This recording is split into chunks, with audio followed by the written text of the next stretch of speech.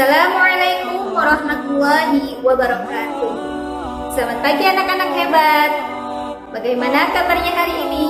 Semoga kalian selalu dalam keadaan sehat dan tetap semangat dalam menjalankan ibadah selama bulan puasa ini. Pada kesempatan kali ini, kita akan belajar bersama mengenai tata cara sholat. Simak video ini ya, jangan di skip, tonton sampai habis.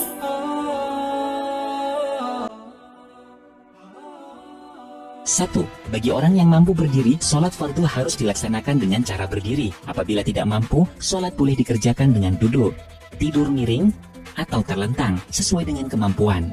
2. Membaca takbiratul ihram. Adapun bacaan takbiratul ihram adalah Allahu Akbar. 3. Pada saat mulut membaca takbiratul ihram, hati orang yang sholat wajib berniat dengan minimal untaian kalimat semisal usolli fardhu zuhri. Artinya, saya niat melaksanakan sholat fardhu zuhur. Niat sholat secara lengkap ketika sholat sendiri adalah usolli fardhu zuhri arba'a raka'atin mustaqbilal qiblati ada'an lillahi ta'ala. Kalimat zuhur bisa diganti dengan sholat lain sesuai dengan waktunya. 4. Saat memulai bacaan takbiratul ihram, kedua tangan mulai diangkat ke atas, direntangkan secukupnya, posisi tangan sejajar dengan pundak, telapak tangan dihadapkan pada arah kiblat, ujung jari sejajar dengan telinga bagian atas, dan ibu jari sejajar menyamping dengan daun telinga. Setelah tangan sudah sempurna berada di atas, lalu diletakkan di bawah dada, di atas pusar dengan menggenggamkan telapak tangan kanan pada pergelangan tangan kiri. Pergelangan tangan itu sendiri adalah aurat yang harus ditutup. Apabila pergelangan tangan atau anggota tubuh di bawah pergelangan tangan bisa terlihat, maka sholatnya tidak sah. Cara yang paling mudah untuk menutup pergelangan tangan adalah dengan menggunakan mukena terusan yang ada pergelangan tangannya, atau baju yang bisa menutup sampai ujung pergelangan tangan, atau penutup sejenis. Bagi orang yang memakai mukena potongan, akan sangat berisiko membuka auratnya pada bagian pergelangan tangan ini. Lihatlah pada gambar berikut ini. Ketika pemakai mukena potongan mengangkat tangan saat takbiratul ihram, aurat bagian tangannya akan sangat berisiko terlihat. Sehingga, bagi yang memakai mukena potongan, jangan sampai ia mengangkat kedua tangannya ke atas. 5. Selama berdiri, mata sunnah dibuka serta pandangan mata fokus ke arah tempat sujud. 6. Setelah takbir, sunnah membaca doa iftitah. Kabira walhamdulillahi kathira wa subhanallahi bukratan wa asila. Inni wajjahtu wajhiya lilladzi fataras samawati wal ard hanifan musliman wa ma ana minal musyrikin. Inna salati wa nusuki wa mahyaya wa mamati lillahi rabbil alamin. La syarika lahu wa bidzalika umirtu wa ana minal muslimin. 7. Sunnah membaca ta'awudz. A'udzu billahi minasyaitonir rajim. Apabila orang yang sholat setelah takbiratul ihram langsung membaca ta'awudz atau surah Al-Fatihah, maka ia tidak lagi disunahkan membaca iftitah. 8. Membaca surat Al-Fatihah. 9. Sunnah membaca amin. Dalam bahasa Arab, amin mempunyai arti semoga engkau Allah mengabulkan. 10.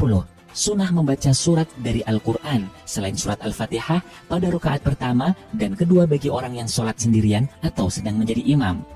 11. Sunnah membaca takbir saat akan ruku. Takbir perpindahan dari berdiri menuju ruku dinamakan dengan takbir intiqal. 12. Sunnah mengangkat tangan saat akan ruku. 13.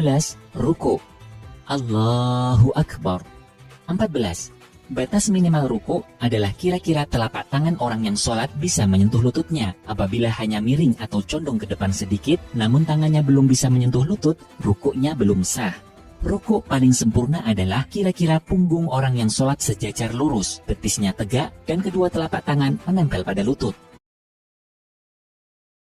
Saat akan melakukan rukuk, bagi wanita yang menggunakan mukena potongan, usahakan tidak mengangkat tangan. Mukena selalu dijepit. Hal ini supaya aurat bagian tangan tidak menjadi terbuka. Begitu pula ketika menyentuh lutut. Usahakan tangan selalu menjepit rukuk supaya tidak menjuntai ke bawah. 15. Tuma'ninah dalam ruku. Tuma'ninah adalah diam sejenak dengan durasi waktu minimal cukup dibuat untuk membaca subhanallah. Tidak sah orang yang ruku sangat cepat dengan meninggalkan tuma'ninah. 16. Ketika ruku, sunnah membaca subhana rabbiyal azimi wa bihamdih. Subhana rabbiyal azimi wa bihamdih. Subhana rabbiyal azimi wa bihamdih. 17. Ketika bangun dari ruku menuju i'tidal, sunnah membaca sami'allahu liman hamidah. 18. Sunnah mengangkat kedua tangan pada saat bangun dari ruku. 19. I'tidal dengan tumakninah. I'tidal adalah berdiri tegak seperti pada saat awal melaksanakan sholat. 20. Saat i'tidal, sunnah membaca Rabbana lakal hamdu mil'us samawati wa mil'ul ardi wa mil'u ma syi'ta min syai'im ba'd. 21. Membaca takbir intiqal. Saat akan sujud tidak disunahkan mengangkat tangan. Allahu Akbar. 22. Sujud dengan tumakninah. Saat akan sujud, sunnah meletakkan kedua lutut terlebih dahulu dengan direnggangkan antara lutut kanan dengan kiri dengan jarak 1 jengkal. Kedua telapak tangan sejajar dengan kedua bahu. Lengan tangan diangkat dari tanah. Jari-jari tangan dibuka dan dihadapkan ke arah kiblat. Jidat dan hidung diletakkan secara bersamaan. Kedua telapak kaki berjarak 1 jengkal posisi berdiri. Jari-jari kaki juga dihadapkan ke arah kiblat. Aurat yang terkadang terlewatkan dari perhatian adalah bagian kaki. Kaki adalah aurat bagian wanita. Apabila kaki sampai terbuka, sholatnya menjadi batal. 23. Sujud. Sunnah membaca Subhana Rabbiyal A'la wa bihamdih. Subhana Rabbiyal A'la wa bihamdih. Subhana Rabbiyal A'la wa bihamdih. 24. Sunnah membaca takbir intiqal untuk pindah melaksanakan duduk. 25. Duduk secara tumakninah antara sujud pertama dengan sujud kedua atau dikenal dengan duduk di antara dua sujud.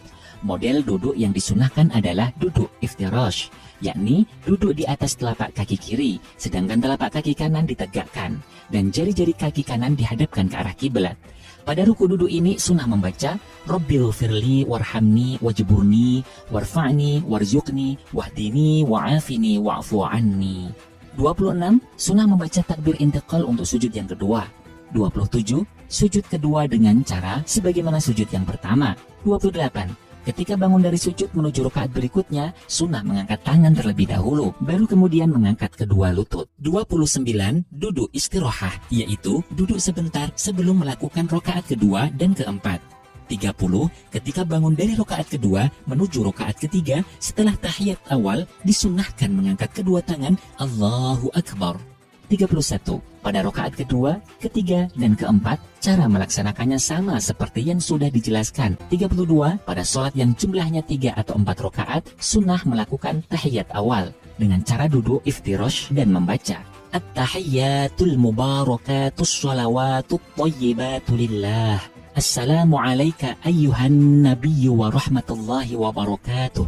Assalamu alayna wa ala ibadillahis salihin. Ashhadu an la ilaha illallah wa ashhadu anna Muhammadar Rasulullah. Allahumma shalli ala sayyidina Muhammad. 33. Pada rakaat terakhir wajib melaksanakan tahiyat akhir. Cara duduknya disunahkan dengan cara duduk tawarruk, yaitu duduk dengan cara menduduki lantai. Punggung telapak kaki kiri dimasukkan ke bagian bawah kaki kanan, sedangkan kaki kanan tetap ditegakkan dengan jari-jari kaki kanan dihadapkan pada kiblat. 34. Ketika tahiyat akhir membaca At-tahiyyatul mubarakatus sholawatut thayyibatu lillah. Assalamu alayka ayyuhan nabiyyu wa rahmatullahi wa barakatuh. Assalamu alayna wa ala ibadillahis salihin. Ashhadu an la ilaha illallah wa ashhadu anna Muhammadar Rasulullah. Membaca sholawat kepada Nabi. Allahumma shalli ala sayyidina Muhammad.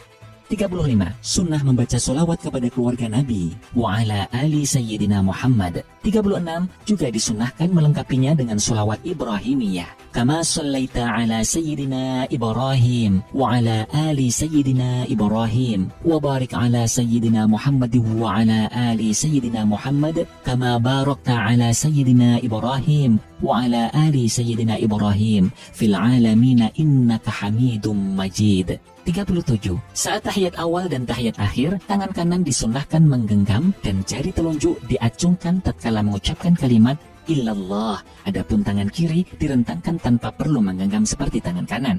39. Mengucapkan salam yang pertama, Assalamualaikum warahmatullah.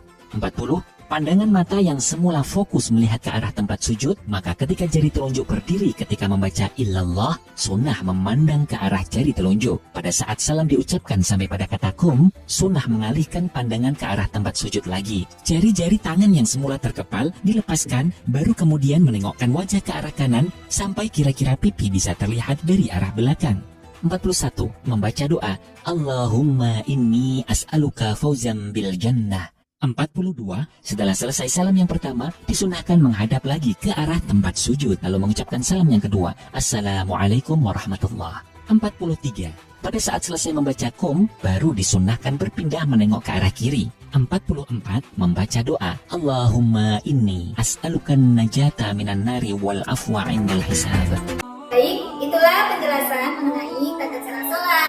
Dipraktikkan ya, agar menjadi ilmu yang bermanfaat.